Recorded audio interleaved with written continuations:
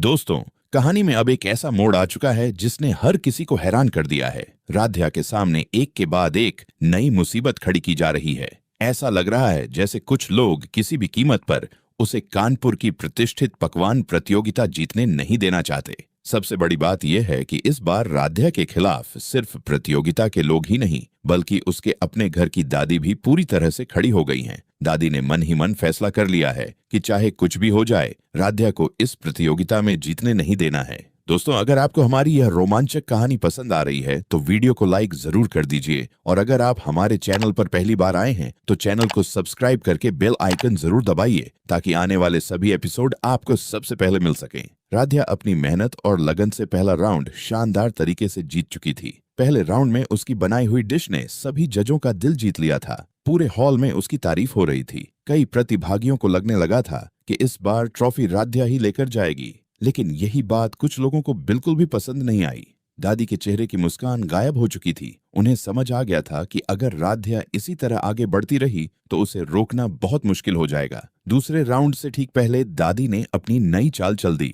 उन्होंने सुबह सुबह राध्या को अपने पास बुलाया और गंभीर आवाज में कहा, बेटी, अभी अभी हमारी पंडित जी से बात हुई है। उन्होंने बताया है कि प्रथम के ऊपर बहुत बड़ा संकट मंडरा रहा है। अगर तुम आज निर्जला व्रत रखकर अपने पति की लंबी उम्र की प्रार्थना करोगी तो यह संकट टल जाएगा, लेकिन अगर तुमने ऐसा नहीं किया तो बहुत बड़ा अनर्थ हो सकता है। ये बात सुनते ही राध्या का चेहरा उतर गया।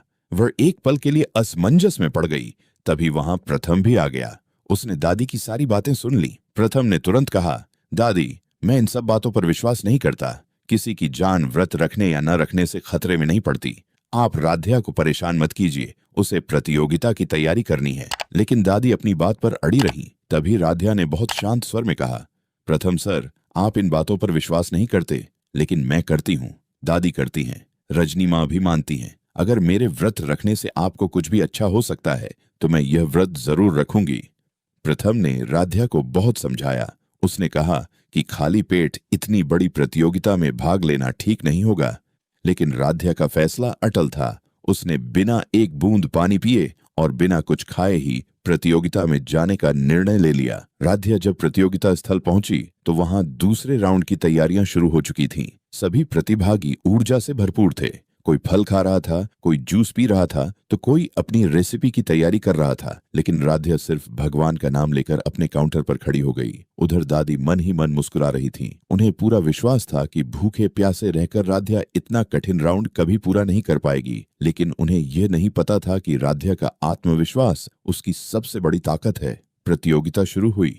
सभी प्रतिभागी तेजी से अपनी अपनी डिश बनाने लगे। राध्या भी पूरी लगन से काम करने लगी। शुरुआत में सब कुछ ठीक चल रहा था, लेकिन जैसे जैसे समय बीतता गया उसके शरीर की ताकत जवाब देने लगी। लंबे समय से कुछ न खाने और पानी न पीने की वजह से उसे कमजोरी महसूस होने लगी। उसके हाथ कांपने लगे, आंखों के सामने धुंध छाने लगी।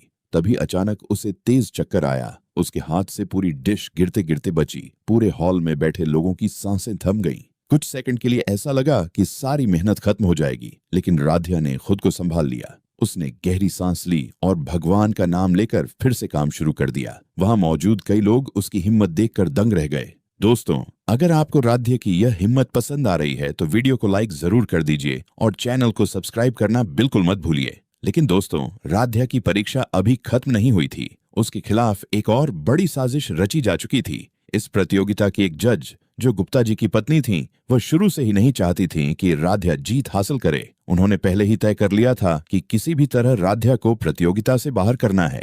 जैसे ही राध्या अपनी डिश तैयार करके थोड़ी देर के लिए दूसरे सेक्शन में गई, उसी दौरान गुप्ता जी की पत्नी ने अपने एक भरोसेमंद कर्मचारी की मदद से उसकी पूरी डिश फ्रिज से गायब करवा दी। जब राध्या वापस आई तो उसकी आंखें फटी की फटी रह गईं।